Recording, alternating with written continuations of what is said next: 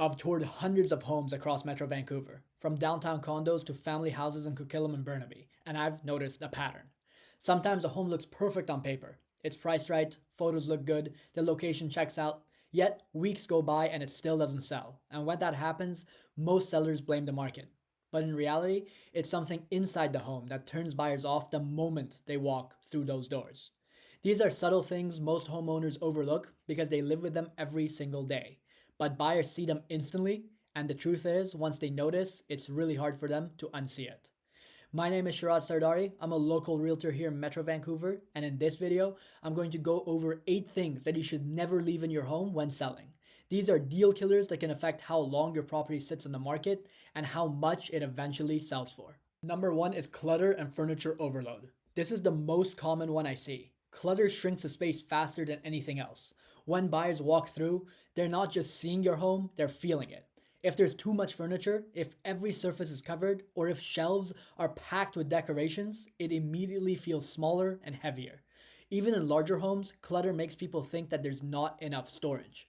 And for condos or townhomes, it's even worse. You don't have much space to begin with, so everything needs to feel intentional. Here's what I tell my clients before we list. Walk through each room and imagine you're moving in 2 weeks from now. If you wouldn't pack it and take it to your new home, box it now or store it somewhere else. Remove extra chairs, side tables, old exercise equipment, kids' toys, anything that breaks the flow of a room. The goal is to make every space look open and easy to move through. Model homes are the best example. They're clean, minimal, and allow your eye to travel smoothly across the room. That's what buyers subconsciously respond to: space and light, not furniture and decorations.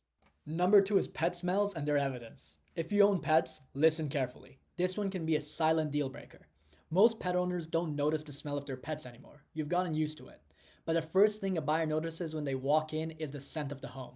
If it smells like animals, the emotional connection ends right there and then. And masking it with air fresheners or candles doesn't help. It often makes it worse because buyers assume you're trying to cover something up. Before showings, deep clean the carpets, vacuum daily, wash the pet beds, and clean up fur from couches and corners. If your pet had accidents in the past, get the area professionally treated or replaced. Buyers can still smell it even if you can't. During showings, it's best to have your pet stay with family or friends. I know that's not always easy, but even a barking dog or a cat in a crate can make buyers anxious and distracted. And visually, it matters too. Put away food bowls, litter boxes, scratching posts, and toys. Even buyers who love animals don't want to be reminded of them while imagining their own life in the space. A home that feels clean, fresh, and neutral sells faster, and it's as simple as that. Number 3 is political or controversial material. This one might not seem obvious, but it's a big one. Anything political, polarizing, or opinion based should go before your home hits the market.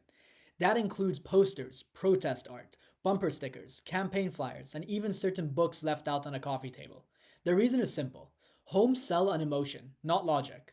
And when buyers see something that conflicts with their beliefs or makes them uncomfortable, it creates an emotional barrier. You don't want a buyer distracted by what's hanging on your wall when they should be focusing on how beautiful your kitchen is. In Metro Vancouver, buyers come from every background imaginable, different cultures, beliefs, and life experiences. You never know what might make someone hesitate in writing an offer. So create a neutral space. You're not hiding who you are, you're just giving every buyer an equal chance to picture themselves living in your home. That's what leads to faster sales and stronger offers and a better deal for you. Number 4 are signs of neglect and half-done projects. This is one of the biggest red flags for buyers. When people walk into a showing, they immediately start scanning for signs of maintenance issues and half-done projects. Like a wall that's been patched but never painted, trims that's missing, or tools lying around. It sends one clear message: the home hasn't been properly cared for. And once that thought is in their head, it's hard to shake. Even the smallest things can turn buyers off. A light bulb that doesn't work, a cabinet door that won't close properly, peeling caulking around the sink, loose handles on doors. All these very little imperfections might seem minor to you, but together they give the impression that the home has been neglected. Before listing, walk through your home as if you were a buyer seeing it for the very first time. Open doors, test light switches, close drawers, and look at everything closely. If something feels off, fix it. A home that looks solid and well maintained gives buyers confidence. In a market like Metro Vancouver, where buyers are already paying top dollar, they expect move in ready. If it looks like you ran out of time or money, they'll assume there are bigger problems hiding somewhere else, and they'll either walk away or use it as leverage to lower their offer. A home that feels finished and cared for tells buyers one thing: this place has been loved. And that's exactly the kind of energy that helps sell homes faster. Number 5 is religious or cultural items. This one's delicate, but it's important. Vancouver is one of the most diverse cities in Canada. People from every background walk through your home, and the goal is to make it feel comfortable for all of them. Visible religious or cultural displays like altars, prayer rugs, framed scripture, or statues can unintentionally make buyers feel like they're intruding on something personal. This isn't about disrespecting your beliefs, it's about creating a neutral space where anyone can imagine their family living in. The same goes for strong cultural art or decor. If it's bold, bright, or heavily themed, it can distract from the home itself. Think of it this way: you want the buyer to focus on the layout, the lighting, and the flow, not on what's hanging on the walls. It's about broadening your appeal so your home connects with the widest audience possible. Before we move on to the next one, if you're finding this helpful so far, make sure to subscribe to the channel and hit the like button. It really helps the video reach more people. And if you want personalized help to sell your home for the highest possible price as quickly as possible, then you can book a call with me with the link in the description or the information on screen now. Number 6 is personal photos. When buyers walk into your home, they should feel like they're walking into their future, not your past. Family photos, wedding portraits, kids' names on bedroom walls, degrees, and awards, all of these create a sense that the home belongs to someone else. And that makes it harder for buyers to emotionally connect to the home.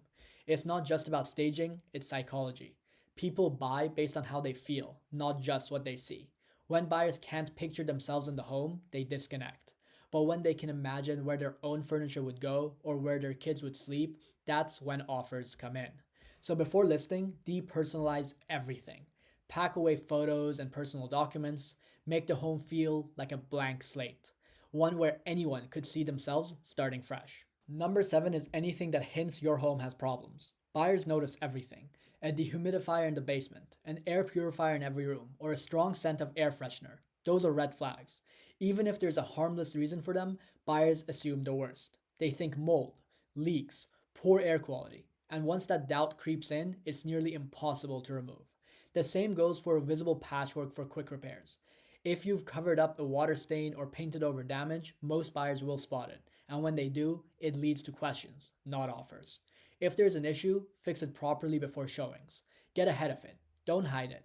Transparency builds trust, and in a competitive market like today, trust is everything. You want buyers to feel confident, not suspicious.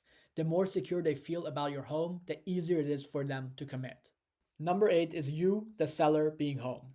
This is one of the ones that almost every seller underestimates. If you're home during a showing, buyers won't explore the house the same way. They'll whisper instead of talk. They'll rush through rooms instead of imagining placing furniture there. And they definitely won't say what they really think. Even if you're friendly or helpful, it creates pressure. Buyers want to feel free to imagine, to talk about what they changed, what they love, and what they'd offer. They can't do that when the owner is standing in the kitchen watching them. And beyond that, human nature kicks in. People judge subconsciously. The smallest things, your tone, your outfit, your energy, can change how they feel about the property.